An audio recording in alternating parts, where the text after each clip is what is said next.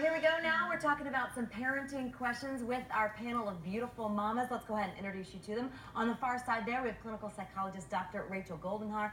In the middle there, we have Chelsea Gladden. She is a blogger for breezymama.com. Right next to me here, we have family medicine specialist Dr. Melinda Silva. Ladies, thank you as always. Let's go ahead and get to the first question.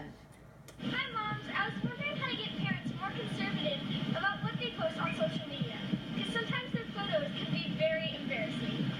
Oh, bless her heart. It's true, though. It's really true. Yeah, I think when they're really little, we just post freely and don't even think about it, and then they all of a sudden get to an age where they're on social media, Yes. all their friends are on social media, you're likely friends with their friends on social media. Now they're seeing all these photos, and I would never post a picture of Rachel and without her like saying, oh yeah, that's okay, so it's like we're constantly doing this to the kids, but we're not getting their permission, or it could be really embarrassing. What we think is so cute, but when you're in middle school isn't so cute. I ask my kids now, I say, is it okay if I put this on Facebook or whatever? Because I just want them to understand that we're respectful about it, because they're at the ages where they know that their parents are seeing it, or the friends might see it. So and revenge is sweet, so you want to ask them before they get you back. Let me ask you this right now. I have a three and a half year old and an almost 6-month-old. So fast forward 10 years, and I might be in that situation where I'm regretting. So what's the rule now when they're young, do you think? What would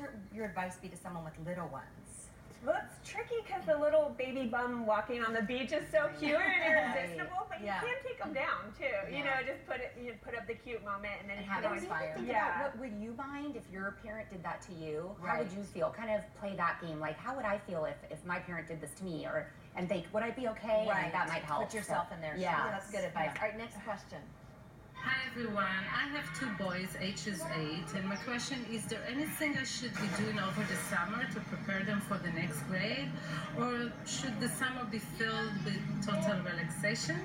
Thank you. Good question. Yeah, studies have shown that over the summer, kids forget quite a bit of information that they've learned over the previous school year. So when I heard this, I thought, gosh, we really need to review the concepts over the summer. So what I did is I bought a workbook, a math workbook for each of my kids and the grades they're in, and we do 1 page a day, and it reviews the math facts and the multiplication tables that we worked so hard over the year to learn, and I just don't want them to forget it over the summer. They each have a notebook that they can write about what we're doing this summer. We're doing tons of fun things. So they can write about what they're doing to keep those writing skills up, and then we're going to the library and getting books and just encouraging them to read all summer to kind of keep it fresh.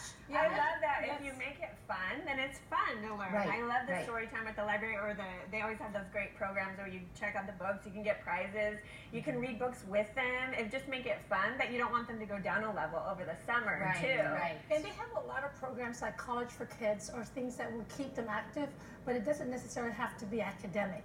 It could be theater, it could be arts, it could be something that they're enjoying, but they're doing something with their minds and keeping their brain stimulated. And I think that's what's important. I don't know if I could get my kids to do a math to be realistic. They don't do that, but they work hard during the school year, so I like them to have fun, but balance it out with just a little something in the summer to keep them going. All right, lastly, we want to touch on this: how to talk to your kids about a natural disaster, like all these fires that we see going on right now. You can't help but let your kids see something about it, even if you're very protective of them. What do you need to do?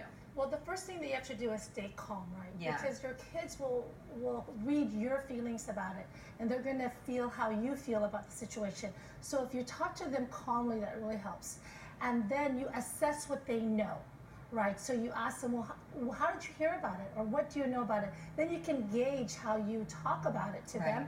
And then the last thing is reassure that they're going to be safe, that there's a plan. Like, there's this fire that started, but it's getting under control with our firefighters, and it's not going to be close to our house, so they need that reassurance. So I remember CAR, stay calm, assess what they know, and then reassure them. Very good. Ladies, thank you. We really appreciate it. All right, let's go ahead and send it on inside to Mr. Martinez.